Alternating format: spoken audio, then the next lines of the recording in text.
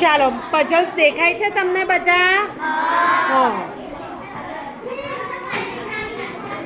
ચાલો આ કઈ સંખ્યા બની બોલો છો? 835. 835માં એકમ કયો? બોલો મોટેથી. દશક અને 100. 8ની સ્થાન કિંમત કેટલી થાય? 8ની સ્થાન કિંમત 100ના અંકમાં છે ને, તો સ્થાન કિંમત હા મોટેથી બોલો. 800. 3ની સ્થાન કિંમત 3ની હા બોલો મોટેથી. અને 5ની સ્થાન કિંમત 5.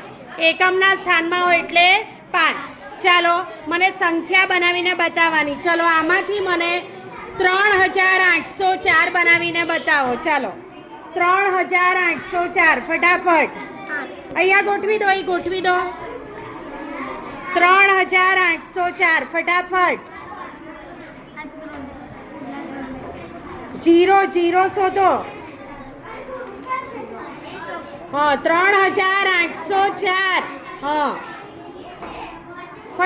ફટાફટ. ચાલો થઈ ગયું 3804. હા ચાલો આમાં એકમ કયો? 4. 100ના સ્થાનમાં શું છે? 100ના સ્થાનમાં 0. દશકમાં 8. એકમ, દશક, 100, 1000. કેમ આવું થયું? એકમમાં 4, દશકમાં 100માં 8 અને 1000માં 3. હા 3ની સ્થાન કિંમત કેટલી? 3000. હા કેટલી? 3000. બરોબર. આ રીતે તમારે અલગ અલગ 10 સંખ્યા બનાવવાની અને એની સ્થાન કિંમત લખવાની. આમાં સરવાળા, બાદબાકી, ગુણાકાર, ભાગાકાર બધું જ આના દ્વારા થાય છે. જોયું ને તમે? હા એટલે સરસ મજાની પઝલ છે. પછી આ શું છે? આ બોલો એને શું કહેવાય? અપૂર્ણાંક, ફ્રેક્શન. બરોબર. આમાં કેટલા સરખા ભાગ છે? બોલો ને. 3. એની બાજુમાં પણ 3. એની બાજુમાં 2. બરોબર છે. સરસ. ચાલો હવે આ બાજુ આવો. આ ઘડિયાળ દેખાય છે તમને? ચાલો 6 વાગ્યા.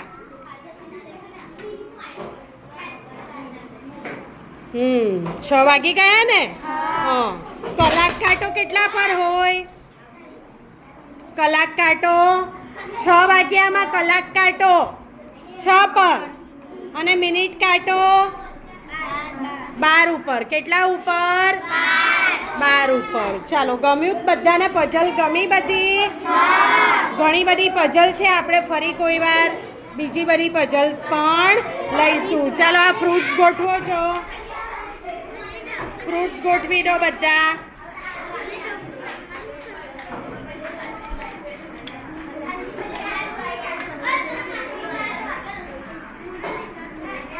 ચાલો ગોઠવો ફટાફટ. Okay very good. ગમ્યું ને બધાને? હા સરસ. ચાલો બેસો.